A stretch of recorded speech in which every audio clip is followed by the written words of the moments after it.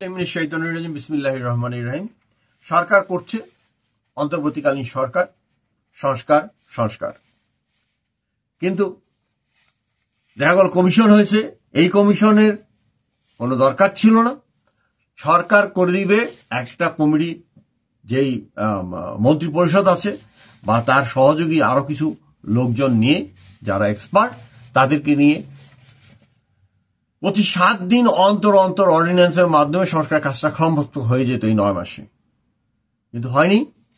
বিদেশ থেকে অবশ্যই অর্থনৈতিকভাবে চাপের মধ্যে আছে এবং আরো চাপের মধ্যে পড়ে যাবে যদি বিদেশি বিনিয়োগ না আসে, কর্মসংস্থান না বাড়ে এবং মব কালচার রহিত না হয়। এই মব কালচার রহিত করার জন্য আমি আগেও বলেছিলাম যে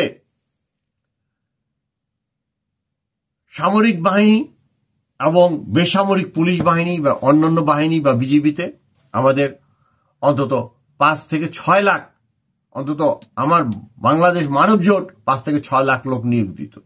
কাদেরকে নিয়োগ দিত? যারা ইন্টারমিডিয়েট পাস। এবং এই দেখা যাচ্ছে যে ইন্টারমিডিয়েট পাস সেনাবাহিনী, সশস্ত্র বাহিনী বা ওই বিভিন্ন গার্ড সার্ভিস অফ স্টেটের আমেরিকাতে জয়েন করে তারা আমেরিকার সিনেটর হচ্ছে, আমেরিকার গভর্নর হচ্ছে, আমেরিকার ভাইস প্রেসিডেন্ট হচ্ছে।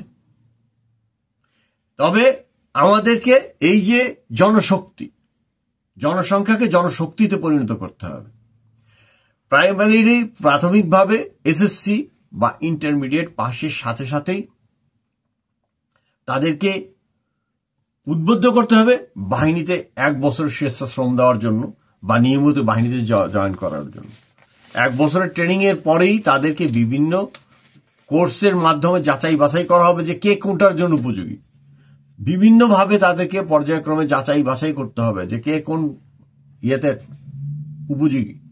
তাকে সেই প্রশিক্ষণটা দিয়ে এই পুলিশ বাহিনী হোক, আর্মি হোক, নেভি হোক, এয়ারফোর্স হোক, তাদেরকে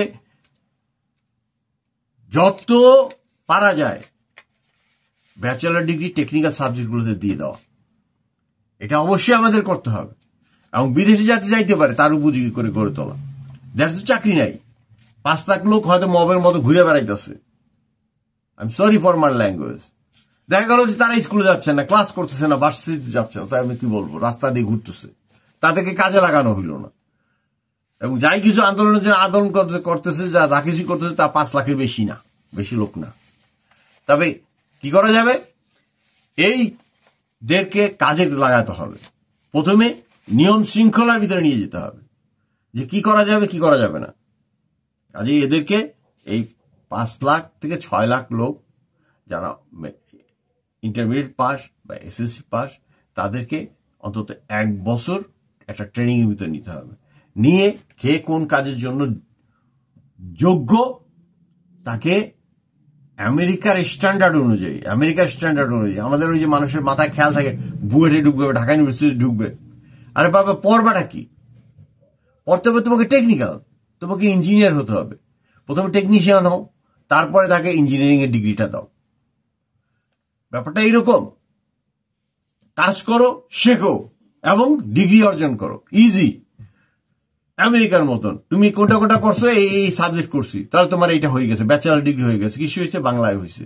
কৃষি হয়েছে, এই সাবজেক্ট করো, তোমার কিছু ব্যাচেলার ডিগ্রি হবে, ইঞ্জিনিয়ারিং এর ব্যাচেলার ডিগ্রি হবে। কি এই সাবজেক্ট গুলো করো, তুমি এআর এর এমআরআই এর একটা গ্রাজুয়েশন পেলে, তুমি এই সাবজেক্ট গুলো করো, তুমি অন্য একটা টেকনিক্যাল সাবজেক্টের টেকনিশিয়ান হইলা বা গ্রাজুয়েশন হইলা। ওপেন করতে হবে গ্রাম পর্যায় থেকে।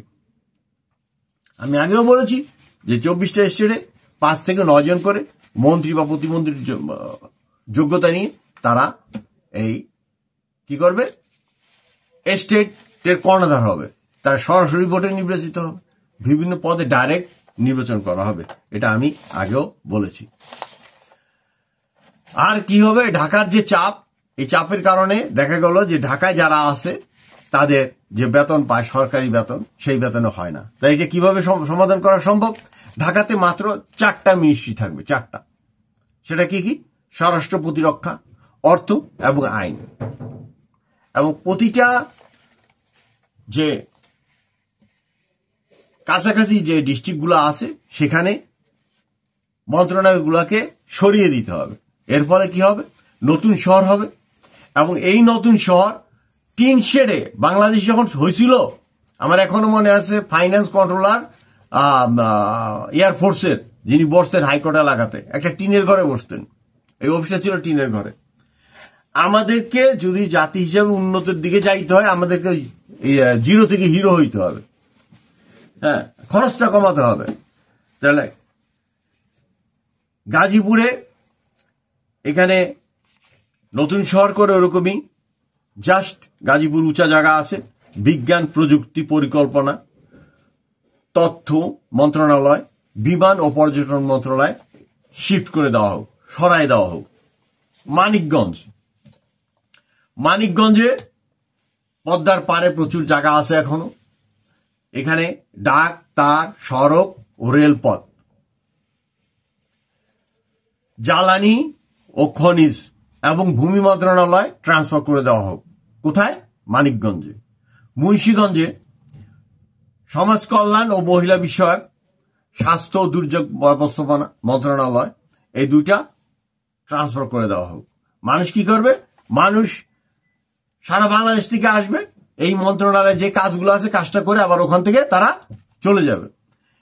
নরসিংদী যুব ক্রীড়া সংস্কৃতি ও সমাজ কল্যাণ, নরসিংদীতে আমরা এগুলো ট্রান্সফার করে দিতে পারি। নারায়ণগঞ্জ শিক্ষা গণশিক্ষা এবং বাণিজ্য মন্ত্রণালয় আমরা নারায়ণগঞ্জে শিফট করে দিতে পারি।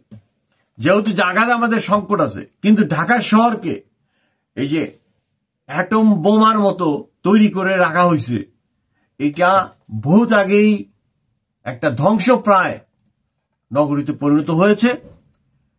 আমরা তো নতুন সরকার চেয়েছিলাম, বিপ্লবী সরকার চেয়েছিলাম, আমি অন্তত চেয়েছিলাম, যার জন্য প্রথমে আমি বলেছিলাম যে প্রেসিডেন্টকে সরাতে হবে। সে যাই হোক, প্রেসিডেন্ট না সরাইলেও সমস্যা ছিল না, কিন্তু কোন কার্যক্রম কিন্তু বিপ্লবী দেখা যায় নাই। এখনো সন্ত্রাস চলে, এখনো মব চলে। আচ্ছা, সারাউন্ডিং ঢাকার আশেপাশে কিছু থানায়ও কিছু মন্ত্রণালয় দিয়ে দেওয়া যেতে পারে, যেমন মির্জাপুর, এখানে মুক্তিযুদ্ধ বিষয়ক মন্ত্রণালয় পরিবেশ এবং বন মন্ত্রণালয় ট্রান্সফার করে দেওয়া যেতে পারে মির্জাপুরে। খুবই সুন্দর এলাকা, সুন্দর জায়গা।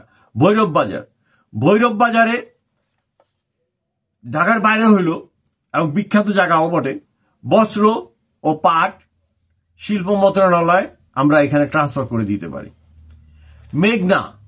মেঘনা থানা, এটা কুমিল্লার ভিতর পড়েছে, মৎস্য মন্ত্রণালয় বা অন্য কোনো মন্ত্রণালয়ের সাথে অ্যাড করে দেওয়া যাইতে পারে, একদম ঢাকার লগে।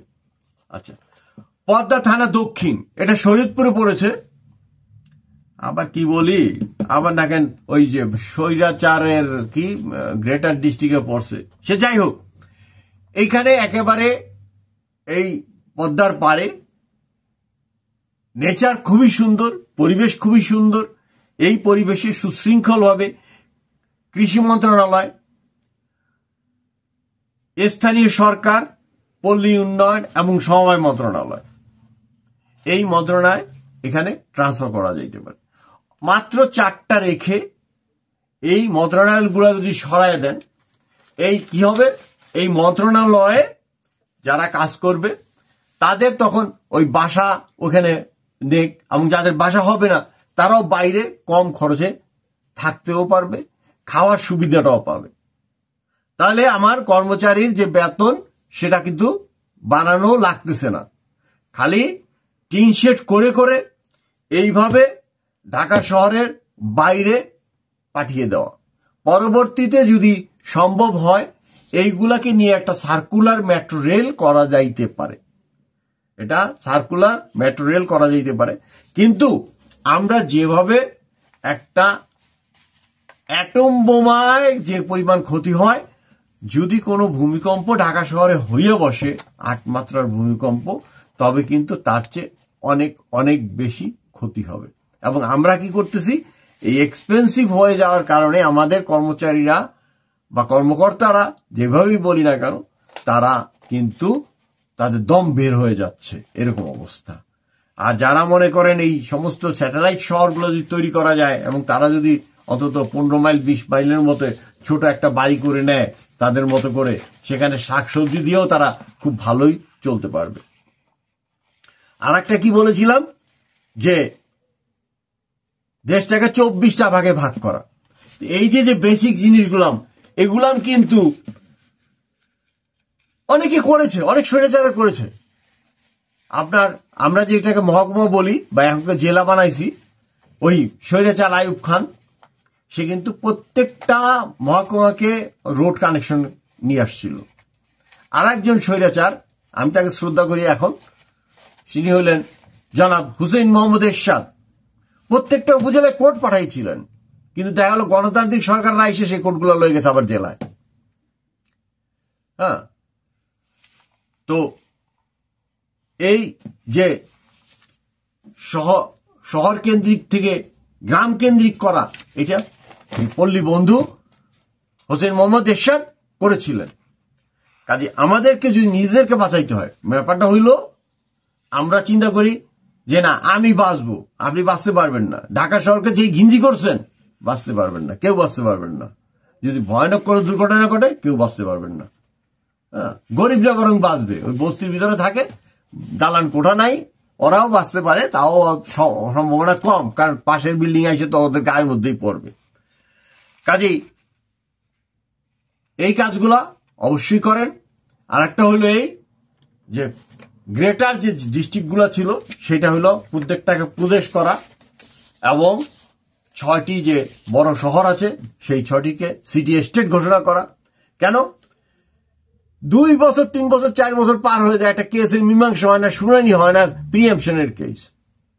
হ্যাঁ, কাজেই এই প্রত্যেকটা স্টেটে তখন একটা কোর্ট হয়ে যাবে, হাইকোর্ট, এবং জনগণ তার মতো করে সাজাবে।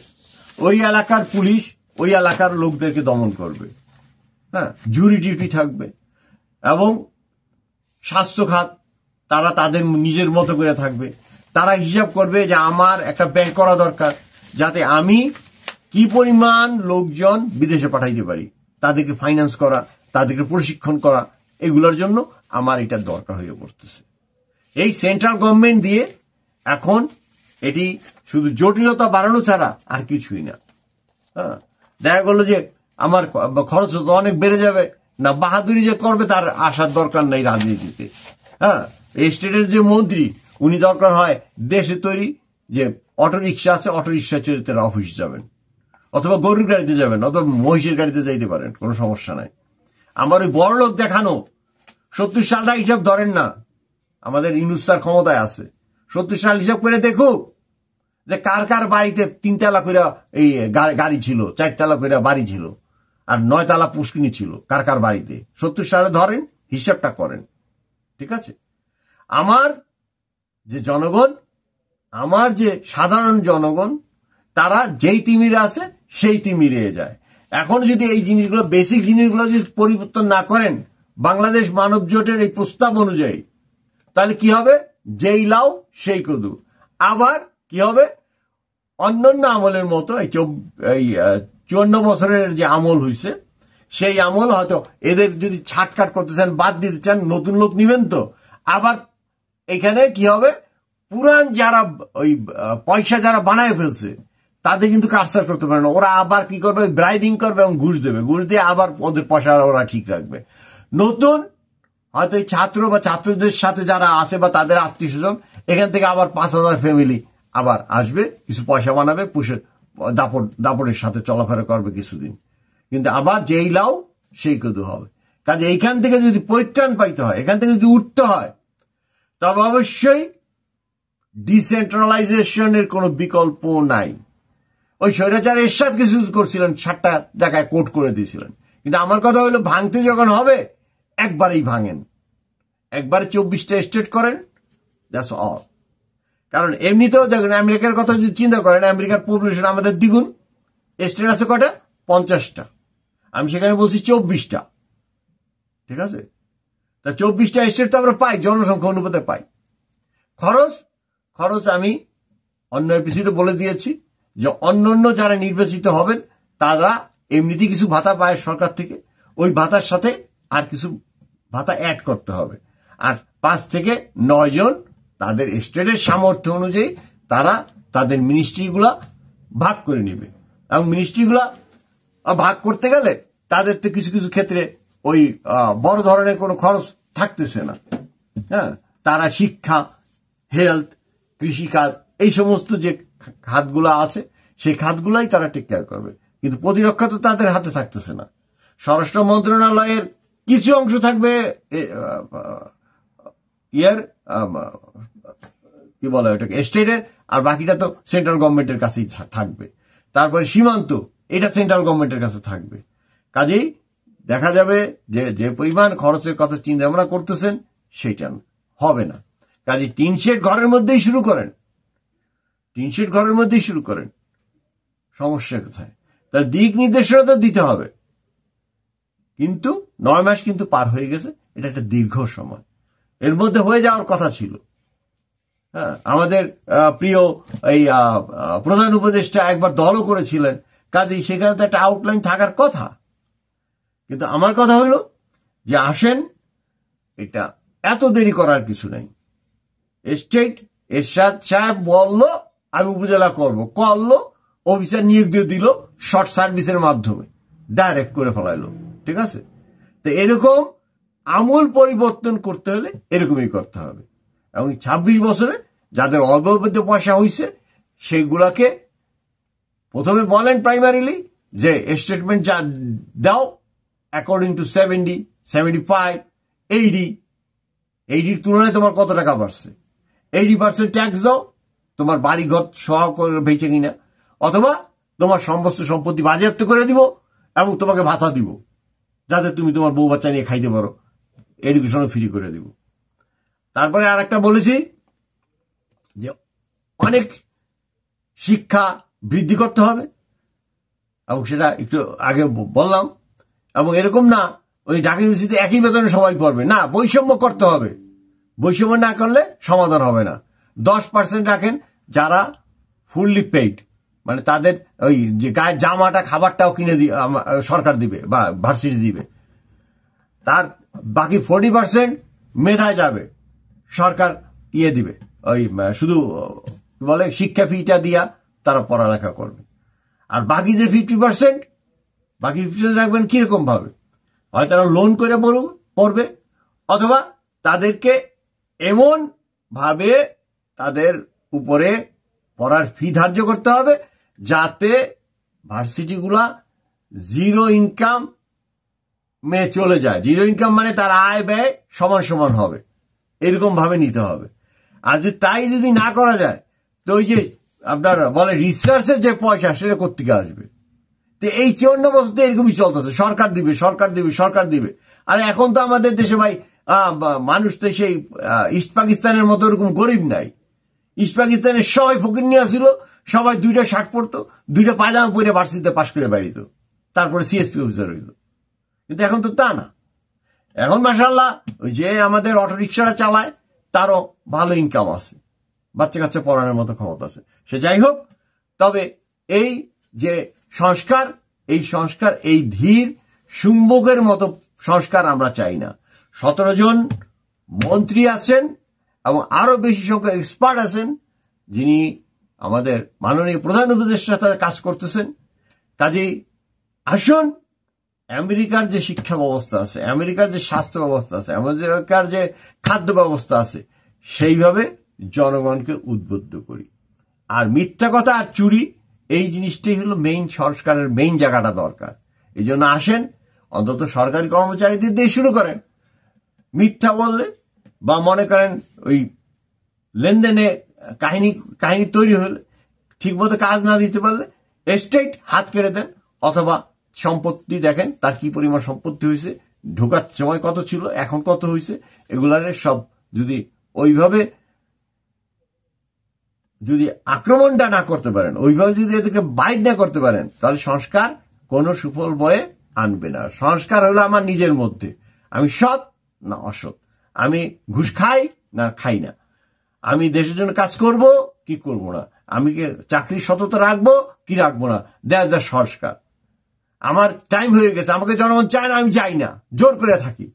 তো এইখানে সংস্কার করে কি লাভ হবে? সংস্কার করে তো আবার ওই মেজরিটি দিয়া আবার এগুলো সব চেঞ্জ করে ফেলবে। কাজে আমরা সংস্কারটা কোথায়? মগজে।